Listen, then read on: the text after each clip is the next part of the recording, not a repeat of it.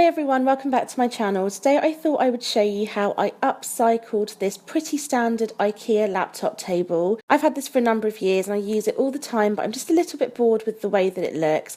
So I thought that I would add a marble finish to it. This was so quick and easy to do and I'm really impressed with the way that it turned out. So if you want to see how I did this, then please keep watching.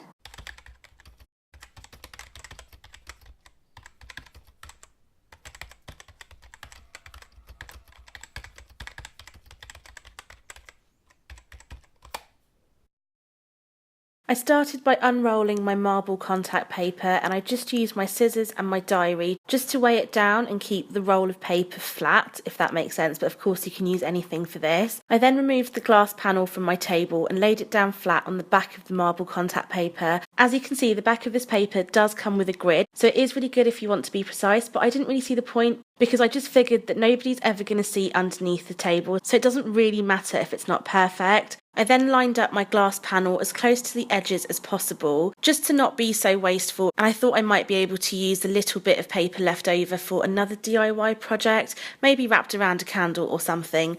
But anyway, I cut around the glass panel and I left roughly, I think, 1/2 centimetre to 1 centimetre on either side, and again, it wasn't precise, but I just wanted to get it as close as possible.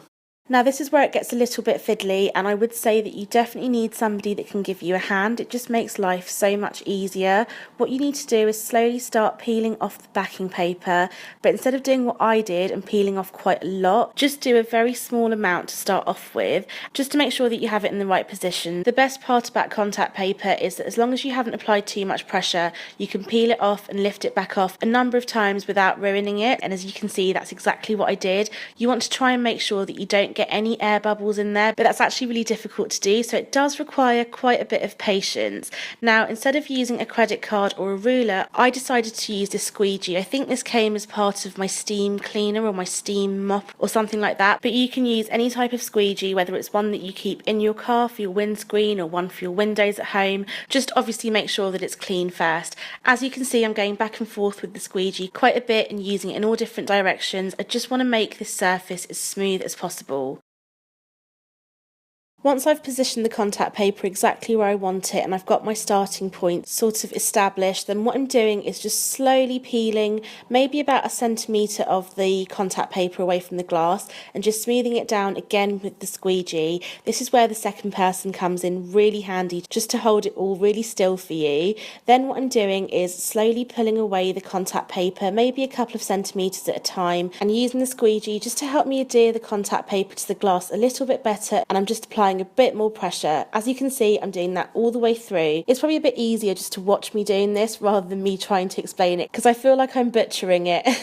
But as you can see, the main thing that I'm trying to focus on is just getting the contact paper onto the glass as smoothly as possible.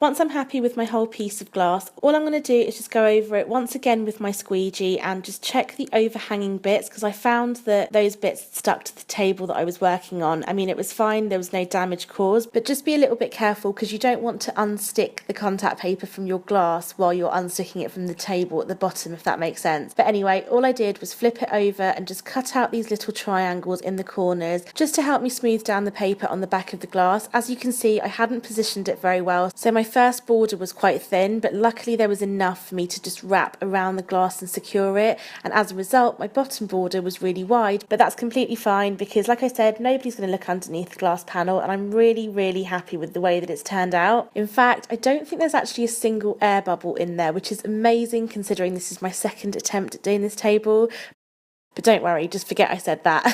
But this is the end result. I really hope you enjoyed this video and it has maybe inspired you to upcycle something in your home. If you do, then please do tag me on Instagram. I just love looking at things like that. But thank you so much for watching. I'll see you next time. Bye!